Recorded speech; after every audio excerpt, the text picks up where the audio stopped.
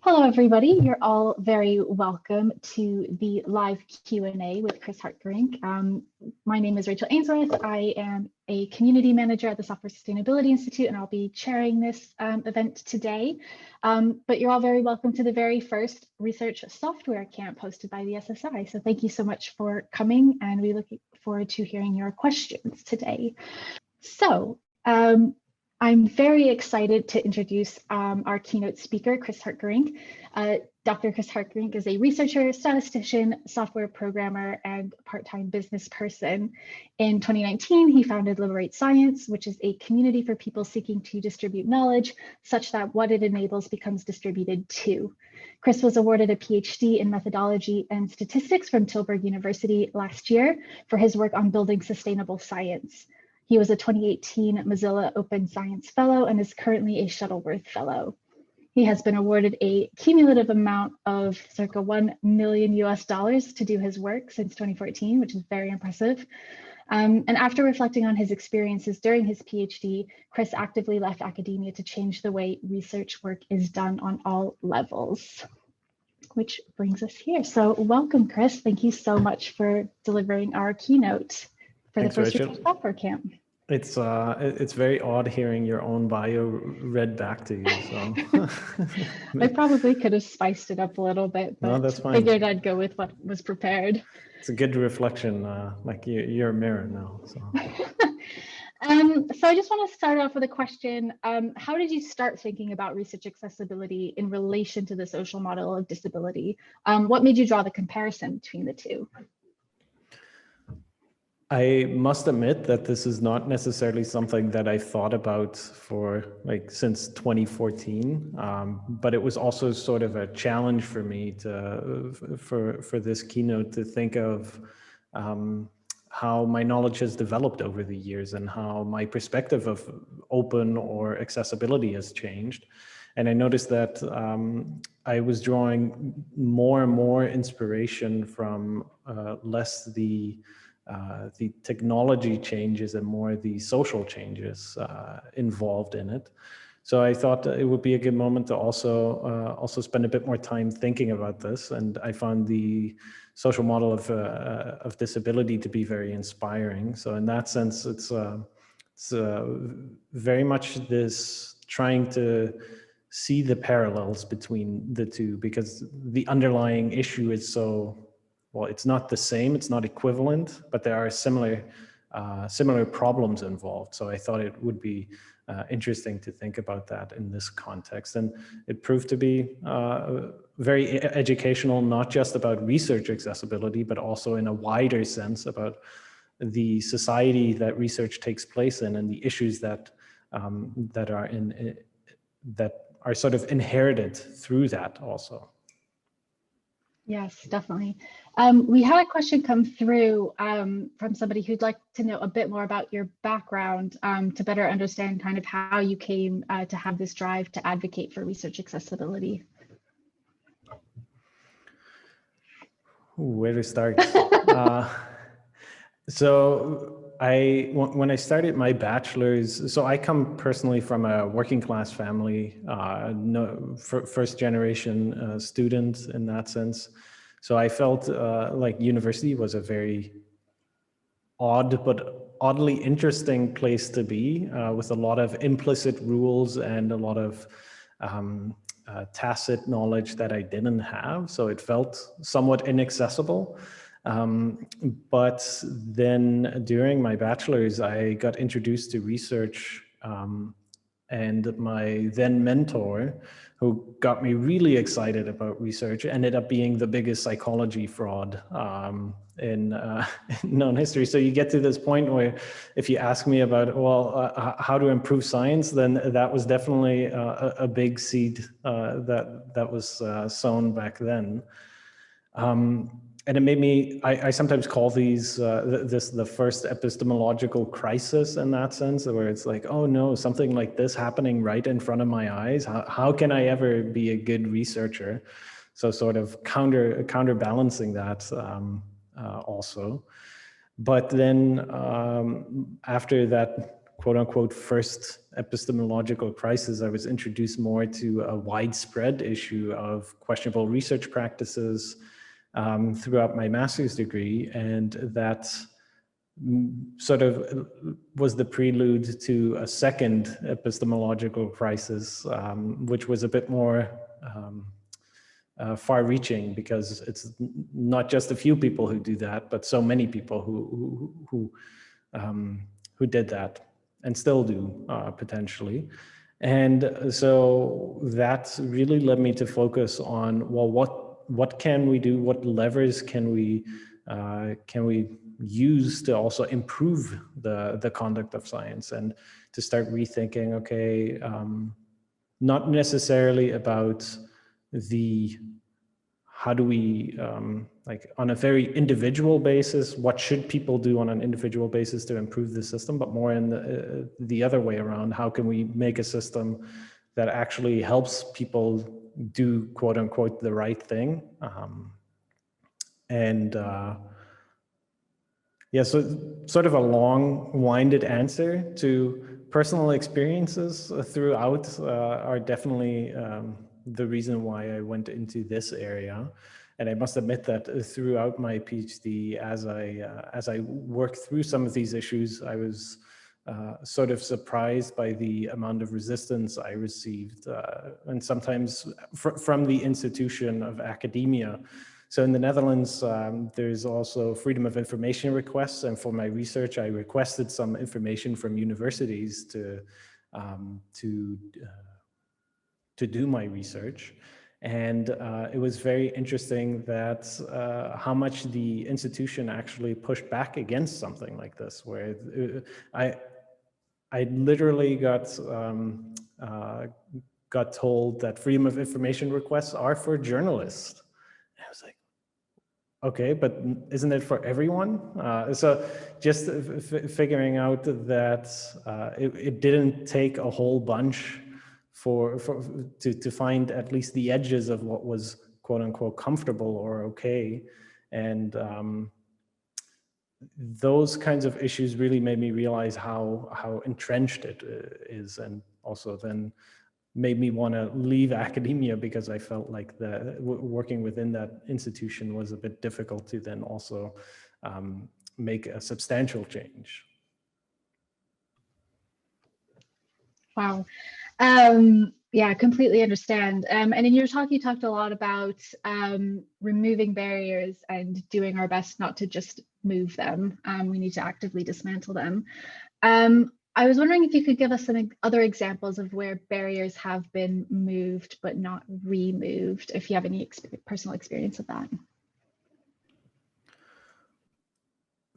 So in a personal experience, I'm not 100% sure whether examples come to mind, but I do know that for myself, some systemic examples do come to mind where, for example, when we talk about the publishing space, I'm not going to rehash the argument from the recorded talk, but with respect to, for example, quality standards, it used to always be, you need to get through peer review, and that, despite the qualities of what peer review is assessing are changing, you see that actually ultimately at the bottom line, that it is just the criteria that is changing, but not in essence that system. For example, now you see people saying, well, everything should be pre-registered, or everything should be a big sample, or everything should be a registered report. And not unilateral, but such absolutes, well, as Obi-Wan would say, only Siths deal in absolutes. So I think those kinds of things, we get this question of, well, are we actually just shifting the power around to new people with new standards, or is it also a restructuring? And I feel like especially with respect to open science, we see a lot of shifting standards, and we see a new generation coming into positions of what used to be old power, now new power, and sort of changing by taking up those positions. So the short answer, yes, there are definitely issues that we struggle with as the dialogue continues, because everything keeps shape-shifting into new issues as well. Kind of following on nicely from that, we've had a question in the Slido. Barriers are often invisible to those without an impairment. How can we help them see them? Yeah, I must admit that I also definitely, when preparing the talk, I mean, as a white cis guy, I also do realize that I'm coming from a position of relative privilege. And what I've really been practicing in the past years is also to develop my listening skills and skills to ask questions and to really center the other person in those conversations. So I also, as I mentioned in the recorded talk, to really listen is quite difficult, because I notice as I shifted from academia into now more a manager role also, is that it's very, let me phrase it for myself. It's quite pernicious how individualistic I used to work, and I really needed to train myself to not do that, to not share my thoughts, and to not share my opinion on whatever issue there was, but to really also take almost sort of a coaching mentality to really actively give people the space and the dialogue to think through what is actually going on for you, and what are things that you're experiencing. So in that sense, it's a very vague answer, but really having those conversations and making time for those conversations, and thinking about, well, what is actually the challenge or the barrier for somebody else in that specific situation, and to also really lend that privilege to help them, if they don't already realize, to sort of discover that in the conversation on themselves, not to suggest, of course, what the barriers are for them. And I must admit that a lot of barriers are also already out there. Like people have shared about these barriers maybe tens of times, and the resources are out there, and it's the exposure which is important. So also partly why I wanted to talk about the social model of disability is because I think the model is around 30 or 40 years old already, but it's still very, very helpful in thinking through some of these issues. And what I personally try to do is to really find people in various areas of social justice and really start actively following and reading about these topics, and try to integrate some of these ideas, and specifically extending beyond just what are the issues in research, but also what are the issues in society writ large. Yeah, I think that's really important. And yeah, thank you for highlighting that. It's definitely something we should be doing. People with more privilege is amplifying what has already been done, and not kind of asking people to re-burden themselves to get that information out there. So we've got another question, if nobody wants to raise their hand. Kind of more along accessibility as well. I'd like to know if you have any tips around teaching coding to older people, or how to make coding training more accessible. So what to me is often the biggest barrier, and I'm not necessarily to all, but in any kind of learning, is pacing.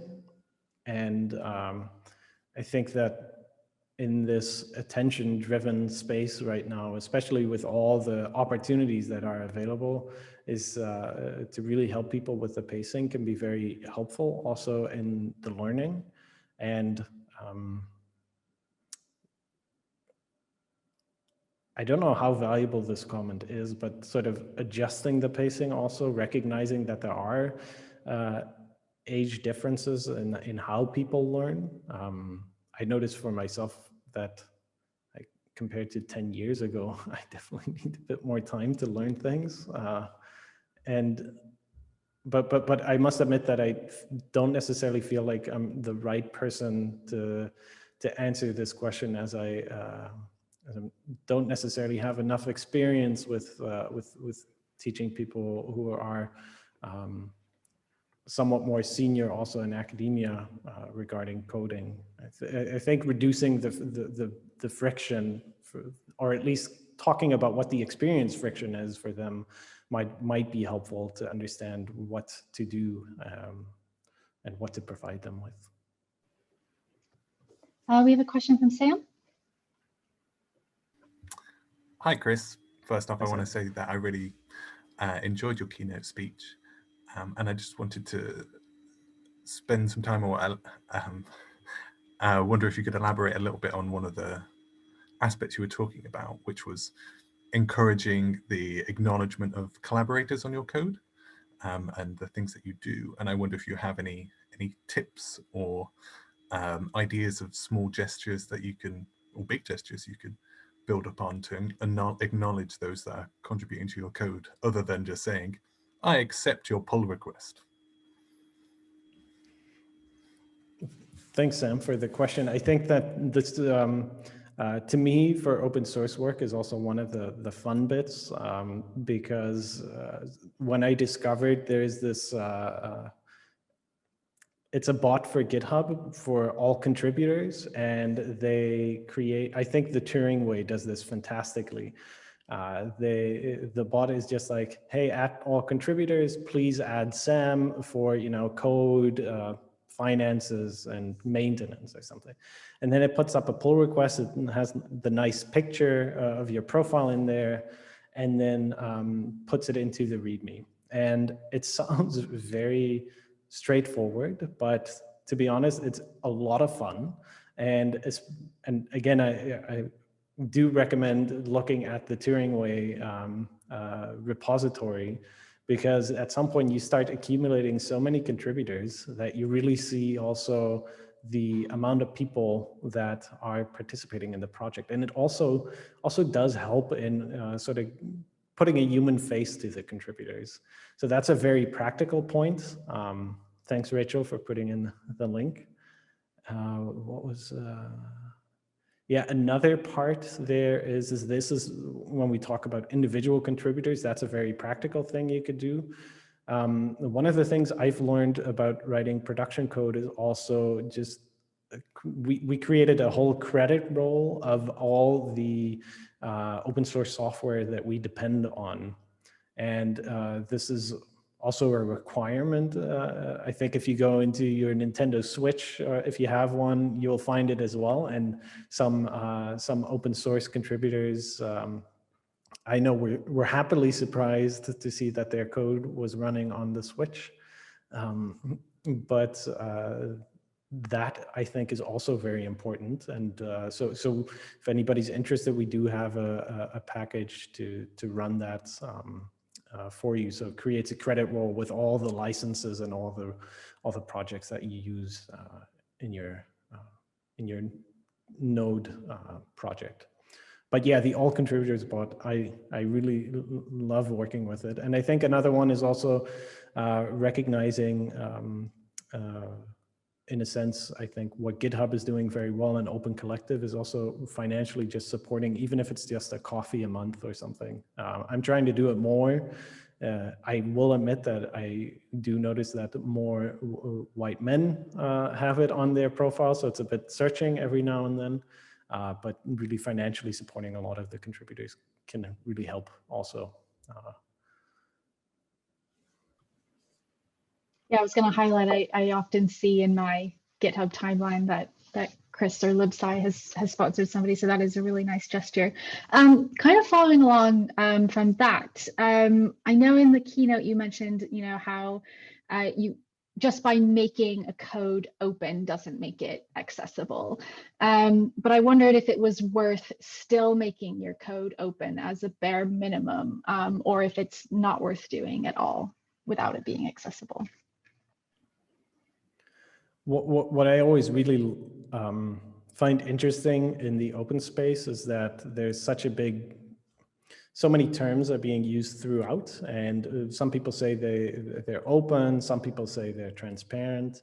And one time I was reading a book about open source Intel, and they said, well, transparency can be a very helpful tool to obfuscate information. And they had this very specific example of lawyers sending each other boxes and boxes of information during a trial to be like, well, you have the information, but pretty much not having the time to actually be able to work through it. And I think the risk with transparency, and this is the risk with dumping code online, if it's a lot, like thousands and thousands of lines of code, it runs the risk of actually creating a barrier of time needed to understand what's going on. Is that worse or better than not sharing anything at all? I think it's still better than nothing at all if the information is available. And at the same time, what I like to think about is the spirit in which something is shared. Is it working open, or is it pure and only transparency? And that's at the individual level. I would still, if you feel like sharing something, I would still recommend that. I don't think that's throwing up barriers in an individual case, but if systematically, for example, a research group over the time span of 2 decades decides to dump information online, well, then I would say it's a different question. So it's really this question of, is it a systematic thing or is it a one-off thing? And that's of course difficult because one-off things added together ultimately end up being systematic. But that would be my question. So returning question. Yeah, I think that's definitely fair, making sure that, I think you've actually said this before, making sure that people don't think they're in the clear just because they make something open, that they still need to take those extra steps. In your opinion, what would be a good first step for people to take to make their code or research accessible? AKA the doing something of your keynote, what would be a good first step? I think a really good first step that probably a lot of people can take is sharing, going through the process of sharing some data. It doesn't necessarily need to be a lot, and it could very well be sensitive data, but thinking through the process of what do I need to do to make it shareable, and putting something online is definitely a good first step. And I think it also opens up interesting conversations either with yourself or with people in your vicinity, because I used to work a lot with personal data, and I fully recognize that that cannot often be shared, but it starts raising this question of, okay, but what can we share and how can we share it, or can we shape it into a different form? So that might be very driven by the fact that I work, at least used to work a lot with data specifically. But in essence, any research step that you're sharing, that you're working on right now, I think that's the best step to start sharing with, even though I just said start with data. So a bit backtracking, but it's pretty much that there is never going to be this ideal thing to share. So better start sharing now than imperfectly than at any later time point. And I try to always reflect on for myself that it's a skill that you're building, and that skill is honed over doing it multiple times instead of doing it right once. And that, to me at least, definitely takes some pressure off also with writing code or whatever I'm putting online in that sense. Yeah, that's really good advice. The hardest step is always just getting started. So if you can do that, I feel like the rest will follow. So we have 2 more questions from Slido. The first is that you mentioned the pay to read and pay to publish models in your talk. Do you think the pay what you can model would work for academic publishing? Oh, interesting. I haven't seen it in the wild all that much, but I expect that such a system ideally would work if the people who have a lot of resources will pay more. So to create the space for people who can't or don't want to, I think there's not that big of a difference even at some point. But the issue here is that quite some research from economic psychology actually indicates that people who have a lot of resources relatively donate much less money. So I think that ultimately it won't work because if you have if you're Jeff Bezos, well, he might donate $1 million to something, but comparatively that's peanuts for his income compared to what some people who are less well off donate. And so in that sense, in an ideal world, yes, but I'm afraid that too many people would not donate to their or pay to their capacity. I think that's fair. The final question from Slido is, are there any remarkable efforts against ivory tower barriers imposed, for example, from grants, such as affiliation or even contract with academic or research institution? So are there any efforts against ivory tower barriers imposed by things such as grants? Oh, efforts against, if the question was phrased in the sense of, have you had any experience or do you know of situations where this happens? The barriers, then yes, but I am not necessarily aware of a lot of projects that work against this.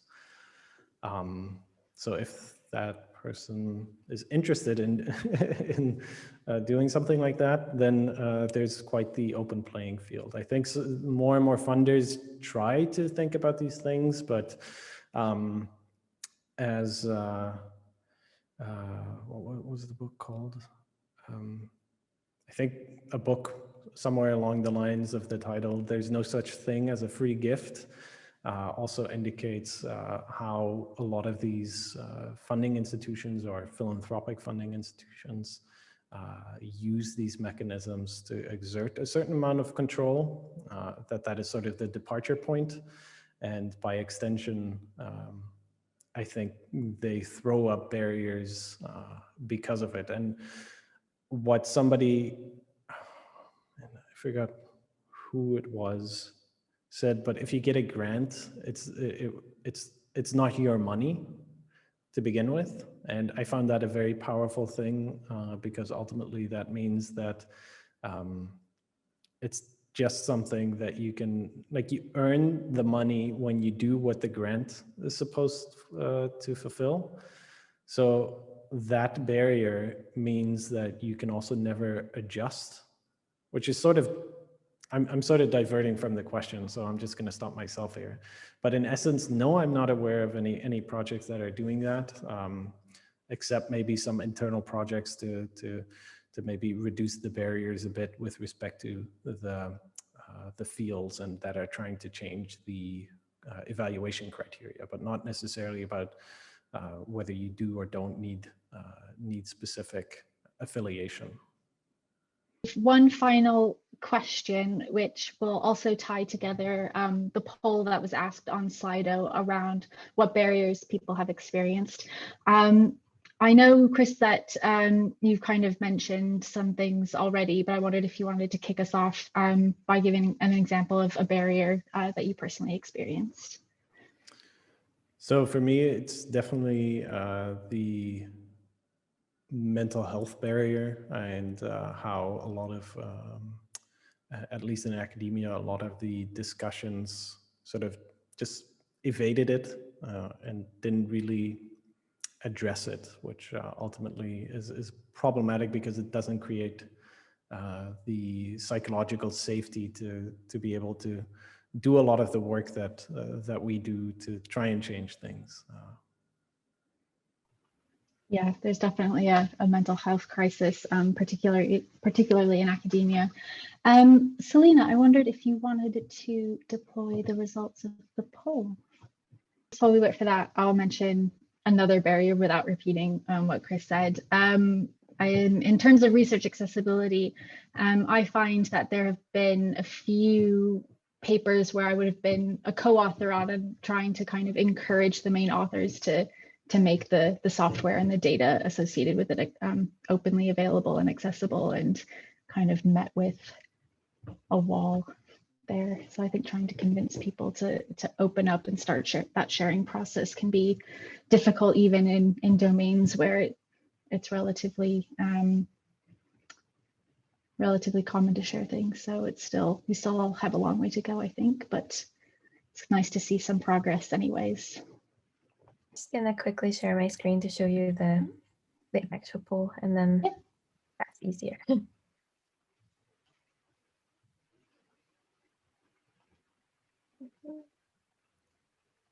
So we have things like persuading co-authors to add junior researchers, otherness.